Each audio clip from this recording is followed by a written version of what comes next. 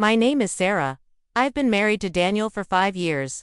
We live in a small, quiet neighborhood where people smile, share tea, and talk about the weather. Everything looked perfect from the outside, and maybe I believed it too, until she moved in. Her name was Emily. Young, cheerful, always laughing. She lived 2 houses away. The first time I saw her, she waved at Daniel before she waved at me. It was small. Maybe it meant nothing. But deep down, something felt strange. I told myself I was being silly, but soon, she started bumping into him more often. At the store. On his morning walks. Even outside our gate, smiling like they shared a secret I wasn't part of. Daniel said I was overthinking, that Emily was just friendly. But a wife knows. And I could feel something was changing in his eyes. Something that wasn't there before.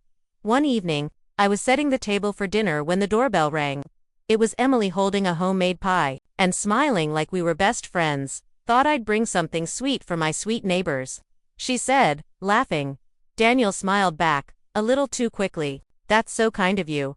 I forced a smile. Thank you, Emily. We were just about to eat. But she didn't leave. She stayed, sat at our table, talked and laughed, mostly with him. I watched them from across the table. The way she looked at him, the way he avoided my eyes. When she finally left, I asked, why didn't you say no? Why did you let her stay?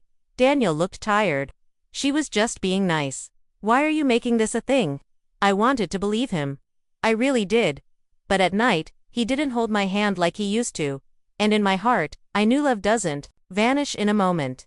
It fades. Quietly days passed, and Emily became a shadow in my life. Always there, always smiling, always too close to my husband. One afternoon, I saw her outside talking to Daniel by his car. She touched his arm while laughing. It wasn't long, but it was long enough to hurt. When she saw me watching, she didn't look away. She smiled, bold, as if she wanted me to see. That night, I tried to talk to Daniel again. Is something going on between you two? I asked quietly. He looked at me, confused. What are you saying, Sarah? I see the way she looks at you. I see the way you let her. He sighed and rubbed his face. I'm tired of this. There's nothing happening. Why are you acting jealous? I wanted to scream, but I stayed quiet. That's what love teaches us sometimes, to stay quiet, even when it breaks you inside. I didn't sleep that night because sometimes silence hurts more than truth. The next morning, I made tea and stood by the window. I saw Emily again watering her plants, wearing the same dress she wore the night Daniel said I was overreacting. She looked up and smiled at me. Not a friendly smile. A smile that said, I know he looks at me. I turned away. My hands were shaking. Later that day, I found something that shattered me. Daniel's phone was on the kitchen counter. I never touched it before. But that day, I did. There were messages. Not many, but enough. Emily, did you like the pie? Or was it me you liked more? Daniel, you're trouble. You know that. Emily, only if you let me be. My heart stopped. I couldn't breathe. It wasn't love. Not yet, but it was something dangerous, something that didn't belong in a marriage. When he walked in, I didn't cry. I didn't scream. I just whispered, I saw the messages. He froze, and for the first time, he didn't deny it. Daniel sat down slowly. He didn't say anything at first. His eyes were full of guilt, but his mouth stayed shut. Do you love her? I asked. He looked down. No, I don't even know what it is. It was just attention. Flirting. I didn't mean for it to go anywhere. Tears welled up in my eyes, but I didn't let them fall. I gave you everything, I whispered. All of me. My trust, my loyalty, my life. I know, he said quietly, and I don't deserve you. The room felt cold, like everything warm between us had died quietly while I was busy pretending we were okay. I don't care if you didn't mean it, I said. You let her into our space. You let her live in the space where love was supposed to be safe. He looked like a man who had just lost something he didn't know how to fix.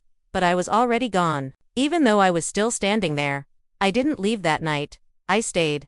Not because I forgave him, but because sometimes, walking away takes time. Emily moved out 2 weeks later. No goodbye, no explanation, just gone. Daniel tried. He cooked dinner, bought flowers, even cried once. But love isn't a switch you can turn back on after breaking it. One evening, he sat next to me and whispered, "Can we start again?" I looked at him, really looked at the man I had once loved, with my whole heart, and I said, You broke something, I can't rebuild alone. He nodded. He didn't beg. Sometimes love ends, not with shouting or cheating, but with quiet cracks, with moments ignored, with a neighbor's smile that lasted too long. Now, I live alone. Peacefully, I drink tea by the same window. I still remember him. I don't hate him, but I don't miss the version of me who accepted less than she deserved. Because this story, it wasn't about a neighbor, it was about remembering who I am.